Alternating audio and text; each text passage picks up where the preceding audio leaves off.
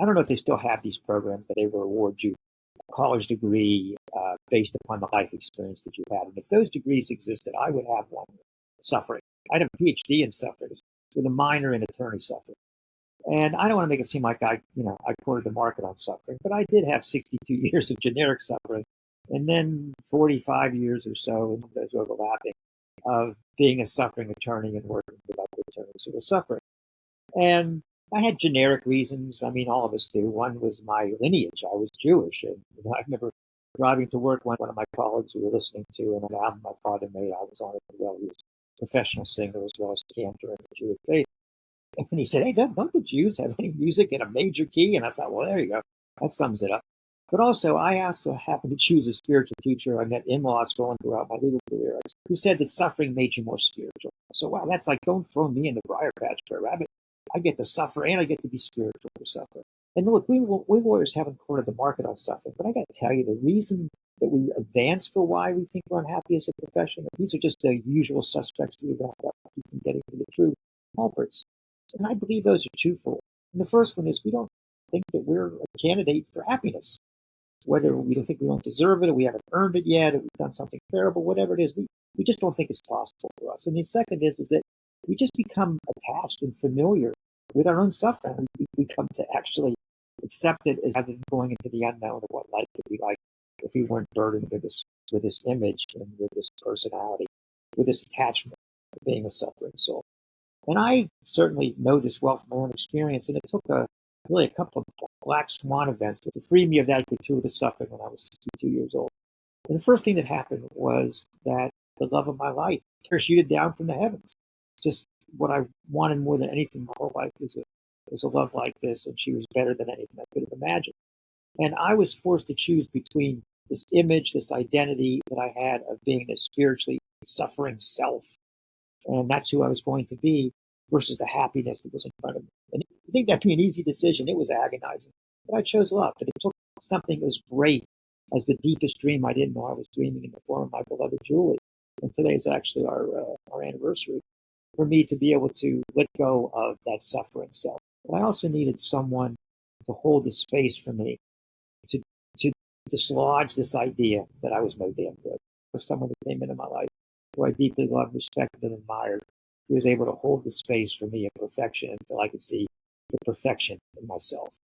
And those two things, someone holding the space, so having a reason to let go of the suffering self, that's what freed me. And so I realized, not all of us are going to have those two events. So what I did is I reverse engineered that incredible black swan event into 4 elements that now I bring to people to pull the thorn out of their paw, to enable them to experience this on the other side. And I love living this life, and I love freeing people from this. And so I'm constantly thinking and feeling and just loving myself with the thinking about how can I bring people more deeply into this experience. And here's the 4 things, and this is what's involved in the thorn removal process that we're going to do together. And the first one is you need someone to hold that space. Maybe you can do it without it. My own experience is you need someone who doesn't buy the argument but constantly making the theory of yourself of why you're no good. And that person just holds that space until you can hold it for yourself.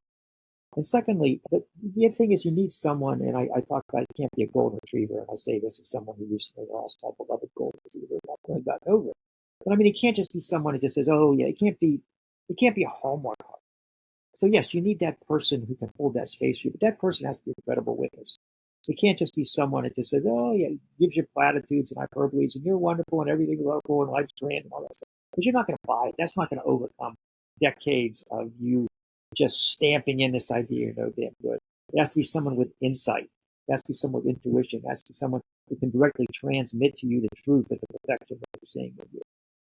And the third thing is they need to do is be able to give you a taste of freedom. It's one thing to have faith, but when faith combines with experience, it's knowing. And so you need someone that can help you know and experience, oh my God, this is worth it. This can overcome my inertia. This can overcome my familiarity with the known suffering. It's worth going for that. And the fourth is maybe the trickiest, which is that individual or that situation needs to give you a sense that you're in an unseen partnership. There's magic to this. And I'm not going to get into the cosmology of what it is. But once you realize that you are in a magical process, that the universe is conspiring for your good, then all kinds of things open up and has a momentum of its own. It's not just up to you to constantly overcome these voices in your head. I lose people. I know I had a guy signed up for a thorn removal session, and then at the end I mentioned about the unseen partnership, and I could see him, he called me a week later and said, I'm not doing it. I'm going to go see a therapist. Yeah, that's great, because you don't have to have the unseen partnership with a therapist. But in this process, you do. So one, you need someone to hold the space who is a credible witness, can give you an experience of what it is that you're doing, give you a direct experience of what's on the other side, and also be able to put you in touch with the unseen partnership. That's what I do. And overcoming lawyers' objections to why they can't be happy now for as long as I've been a lawyer. I'm going to make it a simple 3-step process for you. Step 1, you've already done it. Watch this video. Step 2, book a call with me. I'll be able to ID your thorn. Give me an idea. We'll see if it's a good one. And step 3, we'll do a thorn removal session, because we've already kind of done a lot of the work in that initial thorn identification session. I can do it in 60 minutes. I'll knock a couple $100 off of it. So anyway, if that appeals to you, book a time. There's links on my website. There's links here to it. Book a time to talk. We'll talk, see if it's a good fit. If it is, we'll book a 60-minute session. I want you to see what life is like on the other side of the film.